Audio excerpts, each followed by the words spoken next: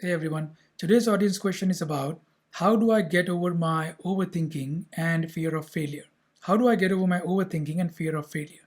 Firstly, we have to understand that overthinking most of the time comes from fear. Okay, it is because I am afraid of various possibilities in which things can go wrong. I must protect myself against these various possibilities, which is which is what causes overthinking.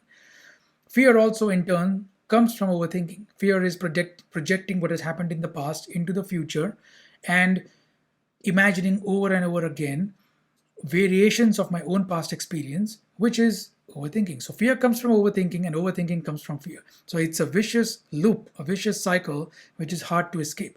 And we are going to talk about four ways in which you can escape this cycle. Okay.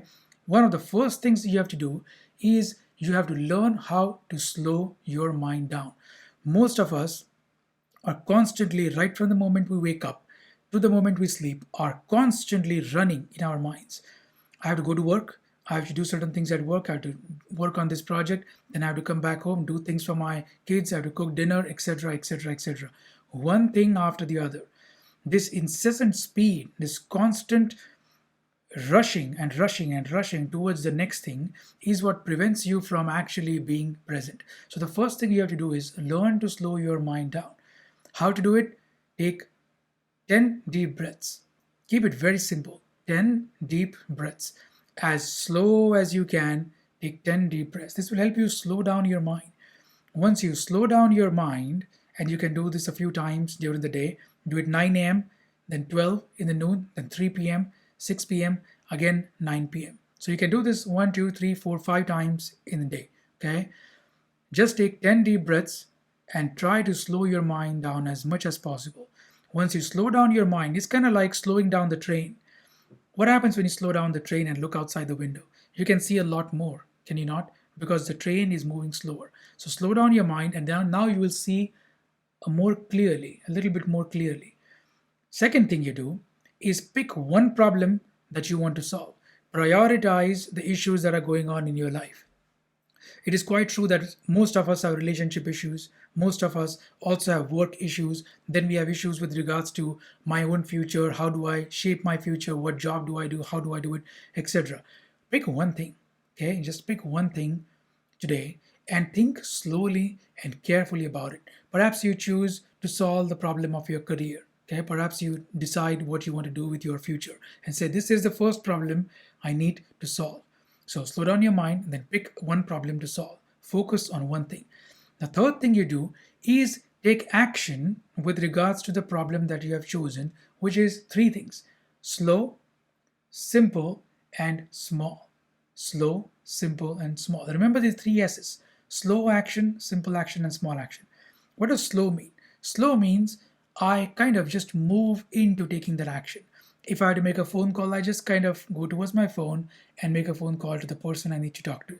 If I need to register for an event or register for a lesson or learn a particular skill, I just gently, slowly look up the services that I need to access and sign up for those services.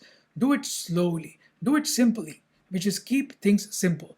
Don't say, now I'm going to start this massive project and going to work 6 hours every morning starting tomorrow. That's making things too complicated. Do not make things complicated. The action you need to do should be simple. Unless it is simple, you cannot do it slowly. And the third one is you have to have a small action, something that is doable instantly, not something that is complicated and takes a long time to do. See? So slow, simple, and small. Remember these three things. Because what if you focus on these three aspects, what you will find yourself doing is moving forward. You will start taking the next thing, taking the next step, and moving towards whatever goal that you have set for yourself. The fourth thing you have to do is meditate on the ideal state.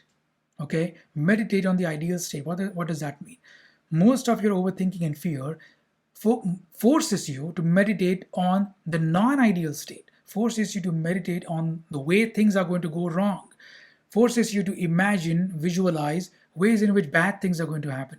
Instead, force yourself, have the discipline to force yourself to imagine the way in which things may go right, the things in which ways in which you may become more fortuitous, ways in which you may get lucky, ways in which things can just work out for you, ways in which you are able to focus your attention, do things step by step by step, and build up that momentum, build up that level of skill, or build up that series of successes that you need in order to accomplish whatever it is that you need to accomplish.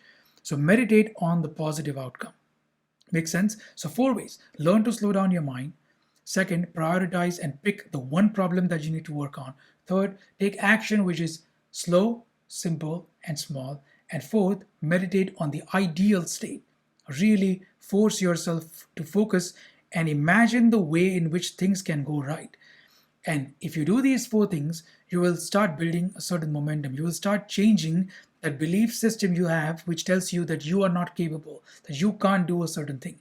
That belief system will start to wobble a little bit, start to shake, and eventually it will completely unravel because you will start gathering experiences that challenge the belief. You see, beliefs come from experiences, and experiences also come from beliefs. That is also another cycle. So, this is how you break that cycle. And you're building positive experiences, successful experiences, which begin to change your existing belief system and create a new positive belief system to take its place. Make sense? If you have further questions, leave them in the comments below, and I'll see you in the next video. Thank you for watching.